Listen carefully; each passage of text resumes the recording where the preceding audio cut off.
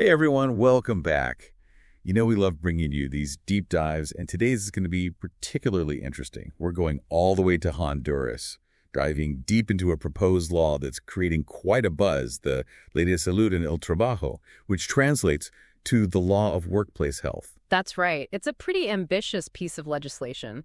What we have here are excerpts from the 2023 draft proposal. So we're really going to try to unpack the core changes it's aiming to make, particularly the focus on prevention, stopping problems before they even start, and this more holistic view of what worker well-being actually means. Yeah, and it's interesting because the proposal itself highlights that Honduras's current labor laws are, well, pretty outdated. They go all the way back to the 1950s. A lot has changed in the world of work since then. Technology, the types of jobs people do, globalization, it's a completely different landscape. Yeah. This new law seems like an attempt to bridge that gap, to bring things into the 21st century. You hit the nail on the head.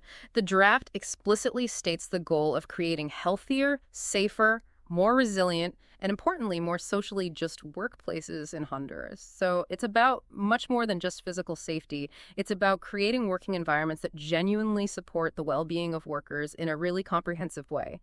And the way they're looking to achieve this is by placing a strong emphasis on workplace health promotion and occupational health services.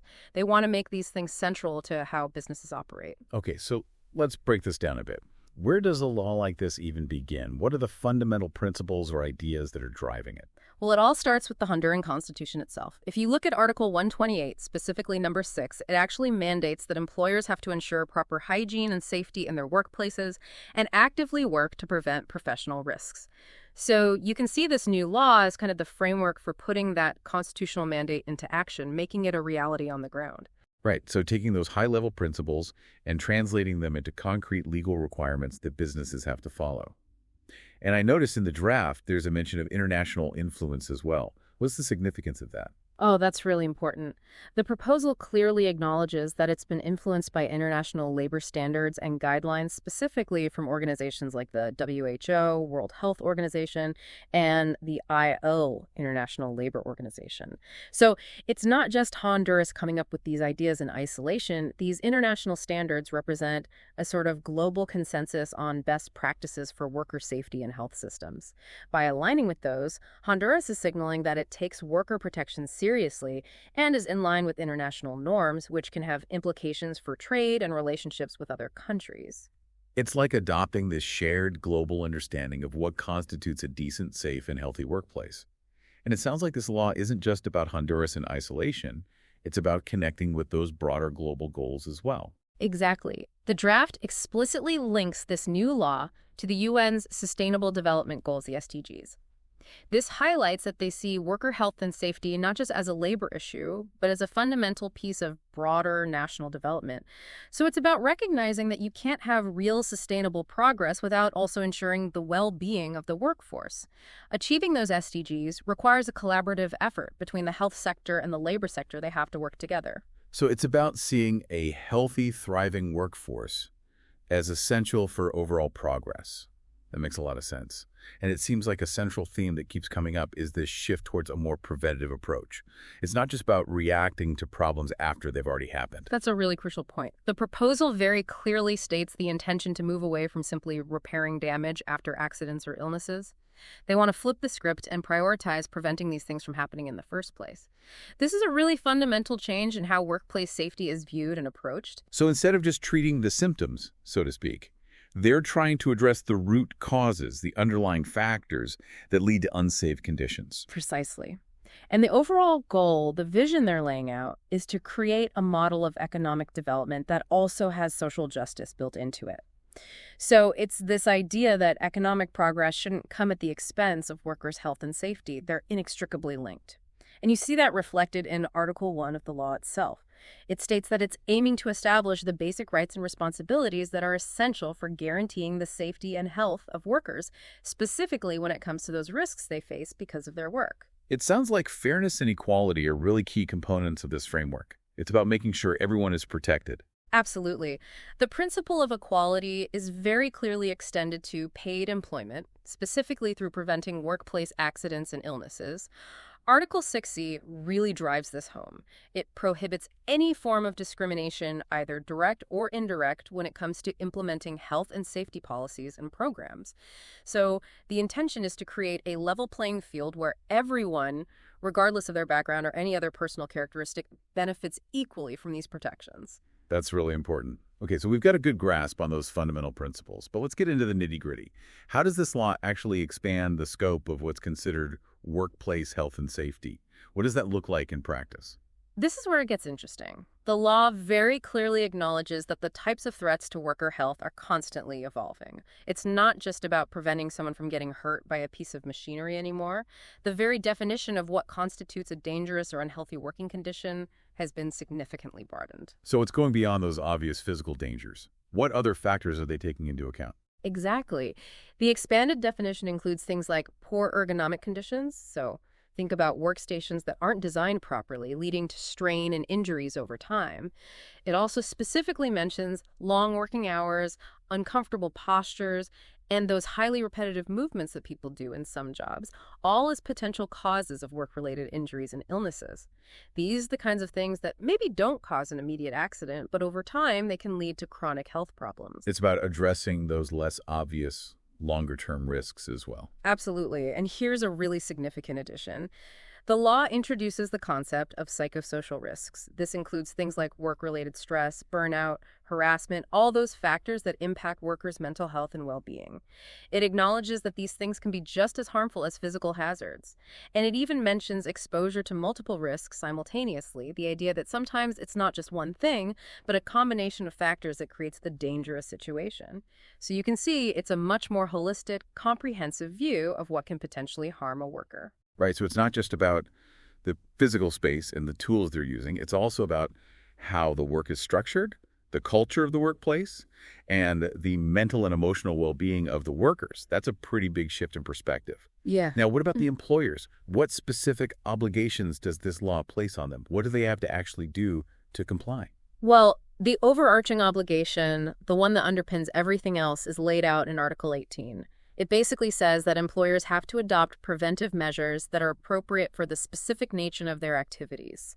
So what works for a construction company might be different from what's needed in an office environment, for example. It's about tailoring those safety measures to the specific risks of each workplace. Okay, that's the broad requirement. Yeah. But what are some of the more concrete actions that employers are legally required to take? There are quite a few. For instance, Article 18b mandates that employers have to provide clear and thorough information and training to their workers about the specific risks associated with their jobs and the preventative measures that are in place to mitigate those risks. And this is really important. The law emphasizes that there will be consequences, potentially serious ones, for employers who deliberately conceal or downplay risks. It's about making sure that workers are fully informed and not being lulled into a false sense of security. That transparency and empowering workers to understand the risks and protect themselves seem really key. Absolutely. And then you have Article 18C, which requires employers to establish a formal health and safety management system. So it's not just about implementing a few random safety measures here and there. It's about having a structured, systematic approach to managing workplace health and safety across the whole organization. So a more proactive, integrated approach to identifying, assessing, and then controlling those potential hazards. Exactly. Article 18D gets even more specific. It says that employers need to put in place specific actions aimed at preventing major accidents, particularly in industries or activities that are considered high risk. And it also requires them to tailor their prevention measures to protect groups of workers who might be more vulnerable. So, minors, pregnant workers, breastfeeding mothers, recognizing that they might have different needs and sensitivities when it comes to workplace hazards. It's about recognizing that one-size-fits-all doesn't work when it comes to safety.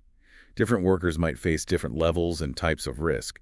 And what about the ongoing health of employees? Does the law address that, like regular checkups or anything like that? Yes, it does. Article 18 outlines a requirement for employers to conduct various types of medical examinations for their workers. So before someone even starts a job, there needs to be a pre-employment exam to assess if they're fit for the role and to identify any pre-existing conditions that might be relevant to potential workplace risks. Then there are periodic medical exams that are aimed at detecting occupational diseases early on.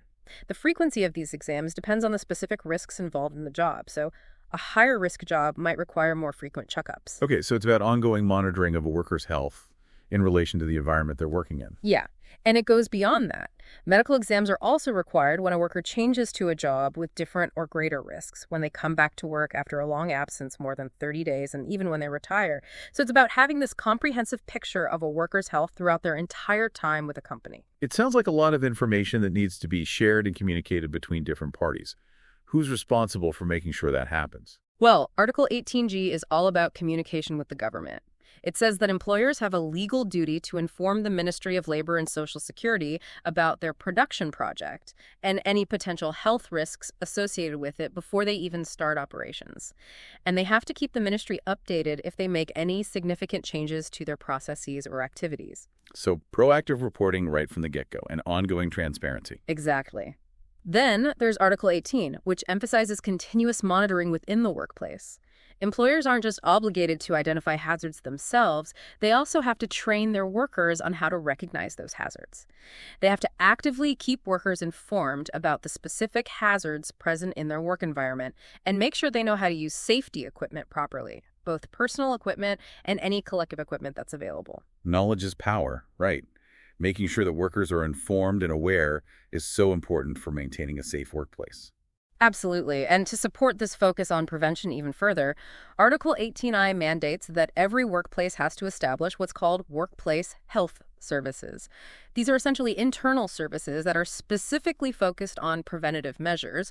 We'll get into the details of what they do a bit later, but the law is clear that they have to be in place. Okay, I'm really interested to hear more about those services. What else is on the employer's to-do list? Well, Article 18 meter really just reinforces what should already be happening. It says that employers have to comply with all existing regulations related to workplace health, safety, hygiene, and ergonomics. So anything that's already on the books, they still have to follow. And it also specifically mentions that they have to make sure all their employees are enrolled in the mandatory Social Security system. And finally, Article 18 says that employers have to maintain what are called safety data sheets. These are detailed documents that outline the potential hazards of different materials that are used in the workplace. And importantly, these sheets have to be readily accessible to workers, and they have to be available in Spanish, which is the official language, or in any other local languages that are spoken in the area. It's about making sure that everyone understands the risks associated with the materials they're working with. Wow, so that's a pretty significant list of responsibilities for employers. It's really clear that they're placing a lot of emphasis on creating a safe and healthy work environment. But let's shift gears a bit and talk about the workers themselves. What are their roles and responsibilities in all of this? It can't all be on the employers, right? Absolutely not. The law clearly outlines the responsibilities of workers as well. Article 19A states that workers have a duty to immediately report any unsafe conditions they observe to their direct supervisors or to the Workplace Health Committee if one exists. This encourages a proactive approach where everyone is involved in identifying and addressing potential hazards. If you see something, say something. That's a good rule of thumb. Exactly. And Article 19B makes it obligatory for workers to use any personal safety equipment that's provided to them. They can't just choose not to wear a hard hat or safety goggles if it's required for their job. They also have a responsibility to request replacements if their equipment is damaged or lost, and to report any issues if the equipment isn't working properly. And they even have the right to raise concerns if they believe the safety equipment isn't adequate for the specific risks they face. So they have a voice in their own protection, which is really important. Absolutely. Article 19 sign emphasizes the responsibility of workers to take care of basic sanitation and general workplace facilities. So things like break rooms, bathrooms, eating areas. It's about everyone contributing to a healthy and respectful work environment. Basic hygiene and respect for shared spaces, that's just common sense, really. Exactly. Article 19D requires workers to actively engage with any training or instructions they're given related to hygiene, safety, occupational medicine, and ergonomics. So it's not enough for employers to just provide the training. Workers have to actively participate and put what they've learned into practice. And finally, Article 19E encourages workers to get involved in the Workplace Health Committee, which we'll talk about more in a bit. It's about having a voice in shaping the safety culture of their workplace. So it's a two-way street. It's not just about employers providing a safe environment. Workers have a responsibility to actively participate in maintaining that safety and to speak up if they see something that's not right. And it sounds like supervisors have a particularly important role to play as well. They do. The final paragraph of Article 19 puts a specific obligation on anyone in a supervisory role, whether they're the head of a department, a team leader, or a foreman on a construction site. It says they have a duty to immediately notify both the Workplace Health Committee and their own superiors if they become aware of any unsafe conditions or health risks that are affecting the workers under their supervision. And crucially, they have the authority to suspend tasks or operations if they deem it necessary to ensure safety. So it's about giving those on-the-ground leaders the power to act quickly and decisively when there's an immediate risk. That's so important. It establishes that clear line of responsibility and makes it clear that safety takes priority. Okay, you mentioned those workplace health services earlier. Let's go back to that. What exactly are they, and what's their purpose within this proposed law? So Article 20 explains that workplace health services essentially have a twofold role. They're preventative and advisory. On the preventative side, they're there to help employers and workers put measures in place to create a safe and healthy work environment, one that protects both physical and mental well-being. And on the advisory side, they provide guidance and counsel to both employers and workers on how to achieve that. It's about having this dedicated resource that's focused on ensuring that work is adapted to the capabilities of the workers, both physically and mentally. So their primary function isn't about treating injuries or illnesses after they've occurred. Not primarily, no. Their main focus is on stopping those injuries and illnesses from happening in the first place. They're all about prevention. Article 20 also mentions that these services can be set up in a few different ways. A single company can have its own dedicated service, or multiple companies can share a service, which could be particularly helpful for smaller businesses that might not have the resources to create their own. And interestingly, it also specifies that companies with multiple locations have to make sure that the highest level of service offered by their workplace health service is available to all workers, regardless of which location they work at. So no one misses out on those protections just because they work at a smaller branch or something. Exactly. It's about ensuring consistent safety standards across the board. Then you have Article 21, which outlines some of the key functions of these services in more detail. It all starts with identifying and evaluating risks. They have to conduct thorough assessments of all areas and processes within the workplace to pinpoint potential hazards. So comprehensive risk assessment is the foundation. Exactly. And based on that assessment, they develop and update at least once a year a detailed workplace health and safety program. They also have to keep a close eye on environmental and work practice risk factors. This can include things like the condition of sanitary facilities, canteens, or even childcare facilities if the employer provides those. It's about looking at the whole picture and all the elements that can impact a worker's well-being. It's a very holistic approach. It is, and they go beyond just identifying risks. They also provide expert advice to employers on how to design workspaces ergonomically, how to choose and maintain equipment properly, and how to use any substances involved in the work process safely. They also play an active role in efforts to improve work practices, and they offer guidance on the health risks associated with production processes, which might involve things like conducting job analyses to figure out where the hazards are and how to control them. It sounds like a very proactive and integrated role within the company. It is, and they're involved in training as well. They provide training on things like first aid, emergency preparedness, and fire safety, and they're responsible for administering first aid when needed. So they cover both the proactive prevention side and the immediate response side if something does happen. Covering all the bases. Yeah. What about when things go wrong, when accidents or illnesses happen? What role do they play then? Article 21 says that when those unfortunate events occur, workplace health services are involved in analyzing the causes to figure out what went wrong and how to prevent it from happening again. They also investigate the causes of work-related illnesses and incapacity as they're required to be informed about those cases so they can look for potential links to workplace risk factors. And they're also involved in ensuring a safe return to work for anyone who's been off sick or injured for an extended period. They have to certify whether someone is medically fit to return to their job. So they help bridge that gap between recovery and getting back to work safely. Exactly. And Article 21 outlines their responsibility for creating and maintaining confidential medical records for all workers. These records have to include details of the jobs the worker has held, the risks they were exposed to in those jobs, and the results of any exposure evaluations. And the law is very clear that this information has to be kept confidential. It also puts the responsibility on employers to make sure that this confidential health information isn't used for any discriminatory purposes. Finally, Article 21 meters says that these services are required to organize internal training for their own personnel and to fund external courses as needed. It's about making sure that the people working in workplace health services are staying up to date with the latest knowledge and best practices in occupational health. Making sure they're highly competent and well-equipped to do their jobs effectively.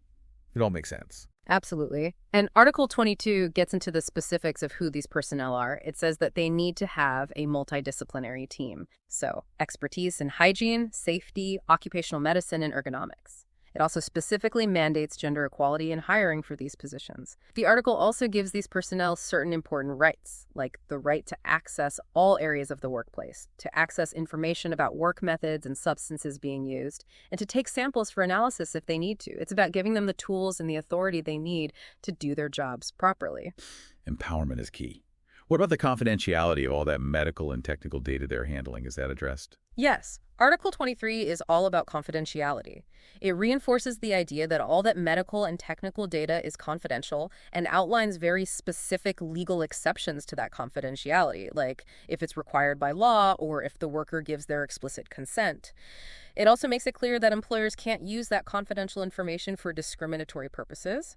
And finally, Article 24 clarifies that workplace health services are considered part of the broader national occupational safety and health system, so they have reporting obligations to the relevant authorities, and they have to implement any actions that are determined by national or regional health commissions. So they're integrated into that larger system and accountable to those higher authorities. Okay, we've talked a lot about the role of employers in these workplace health services, but what about workers having a more direct say in their own safety? Is there a mechanism for that? Yes, that's where the workplace health committees come in. Article 25 says that every company or workplace has to establish one of these committees. The size and structure of the committee will depend on things like the number of workers, the number of shifts, and the inherent hazards of the workplace.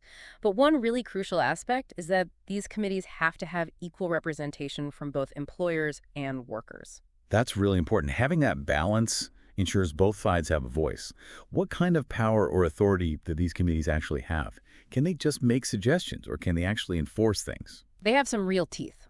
Article 26 gives them the power to investigate any work-related accidents or occupational diseases that occur in their workplace.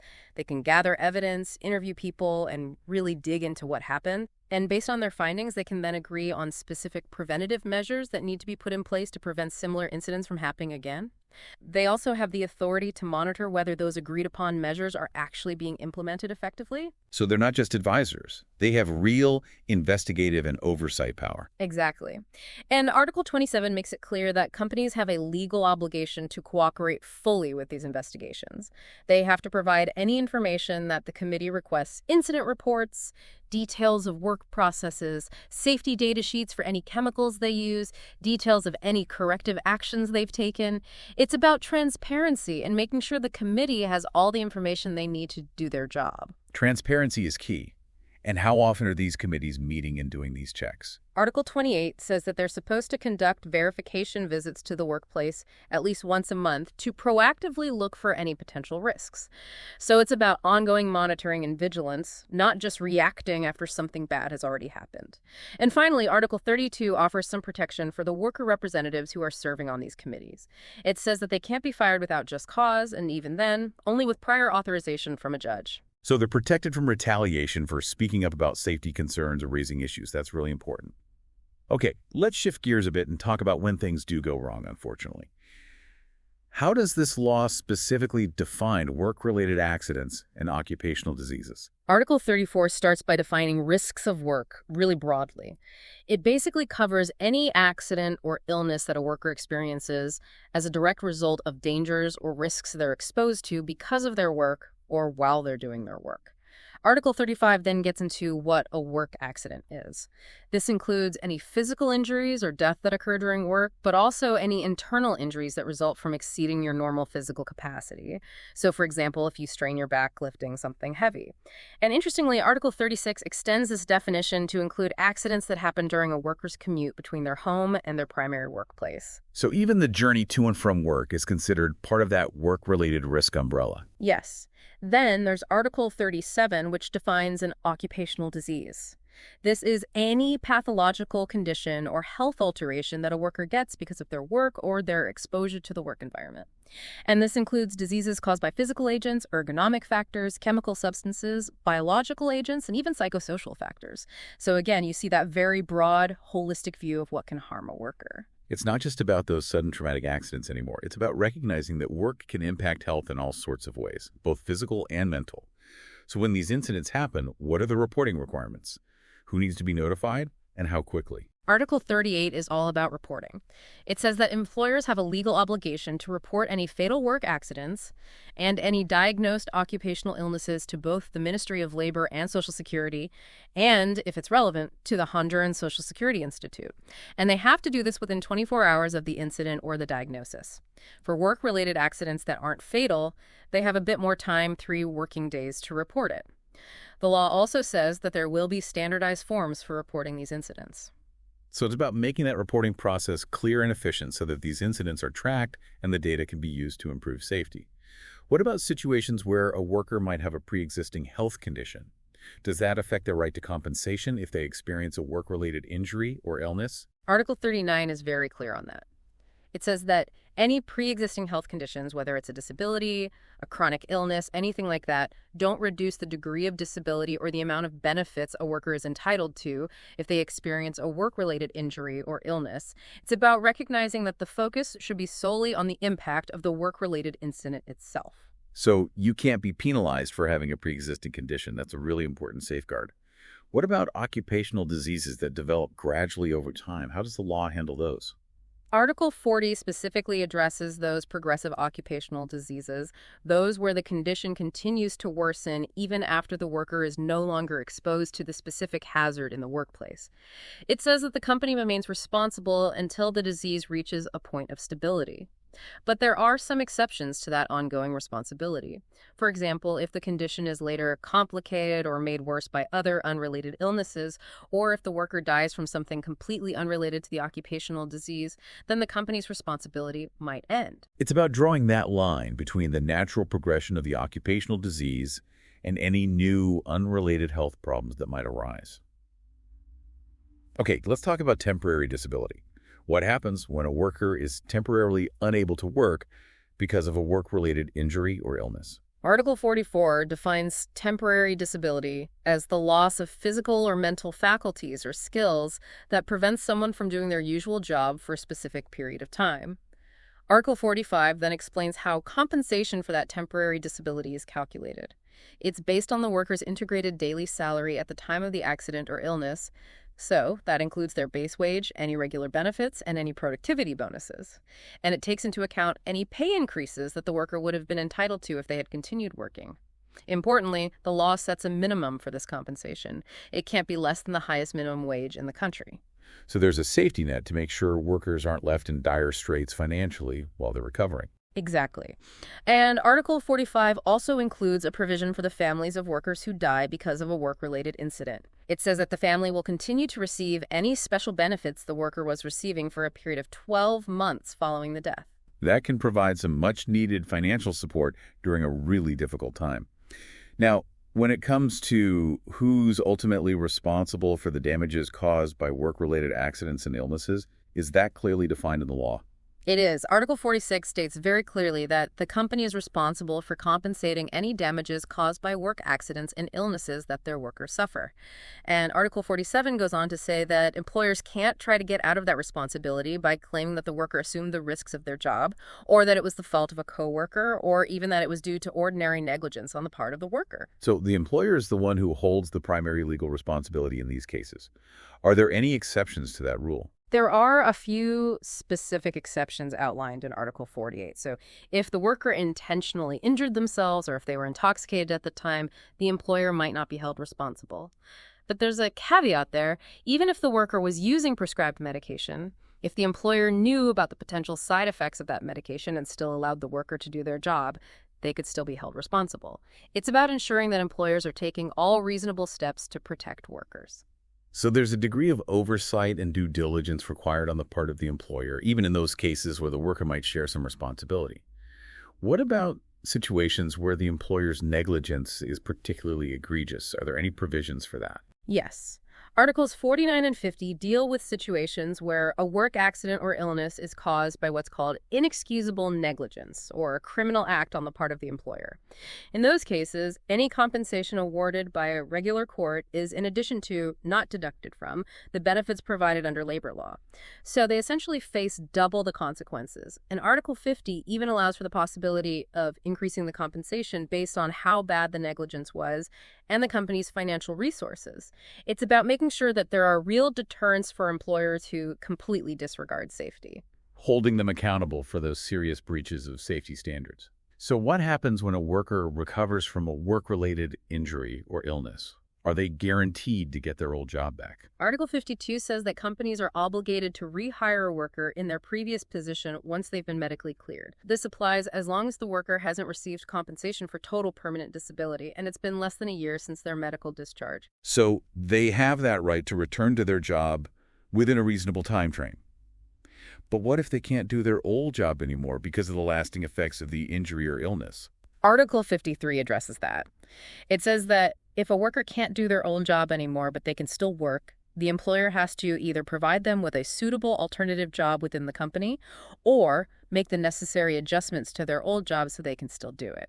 And in either case, they have to provide any training the worker needs, and they can't reduce the worker's salary or any other benefits they had before. So they're protected from losing their income or any of their rights just because they can no longer perform their exact same duties. What about the other rights workers have when facing work-related risks? Can you give us a quick summary of those? Article 54 lays out those core rights very clearly. Workers have the right to receive all necessary medical care, including surgery, medication, and hospitalization, as well as any rehabilitation they need. They have the right to receive their full salary while they're temporarily disabled. They have the right to compensation for any permanent disabilities or for death resulting from work. They have the right to prostheses and orthesy if they need them, and their job is protected while they're undergoing treatment. Wow, that's a pretty comprehensive set of protections. Yeah. There's also a pretty substantial section in this law about how compensation is calculated for different types of injuries and disabilities, right? Yes. Articles 61 through 75 contain a very detailed table for valuing permanent disabilities, both partial and total. It lists a whole range of specific injuries and assigns a percentage of disability to each one. So it's a very specific and objective way of determining the appropriate level of compensation based on the type and severity of the injury.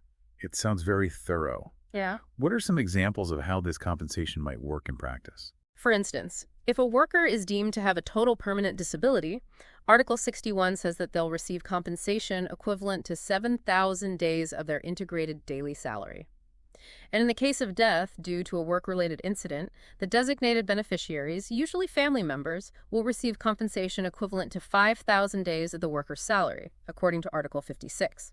And Article 65 makes it clear that this compensation is paid in full without deducting anything the worker might have received in salary during their treatment. So it's about providing real financial security in those cases of severe disability or loss of life. Okay, so we've talked about what employers and workers have to do, but what about enforcement? Who's responsible for making sure companies are actually following all these rules? Article 5 designates the Ministry of Labor and Social Security as the main enforcement body. They have the power to oversee compliance and to punish companies that don't follow the rules. Article 12 also mentions a National Occupational Health and Safety Commission, which will likely have a role in guiding the implementation of the law and making sure it's effective. So the Ministry of Labor takes the lead, and there's this commission to provide support and guidance. What kinds of penalties can companies face if they don't comply? Articles 92 through 94 outline a system of penalties that range from minor to very serious, depending on the nature of the violation. The specific penalties are listed in Article 95. Some of the very serious offenses include things like not following the safety rules and causing a worker to become permanently disabled or die, and violating the specific protections for pregnant and breastfeeding workers, or the rules about child labor. And it's important to note that these penalties are in addition to any other compensation or legal responsibilities the employer might have. Article 96 also allows workers, unions, and other relevant organizations to report violations to the authorities. So there are multiple ways to hold companies accountable, and the penalties can be quite significant. You mentioned pregnant and breastfeeding workers.